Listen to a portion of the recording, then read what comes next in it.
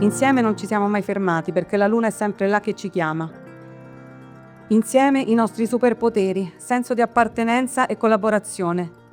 Grazie di cuore a Ugo per ciò che è e a tutti noi per ciò che siamo ora e saremo ancora.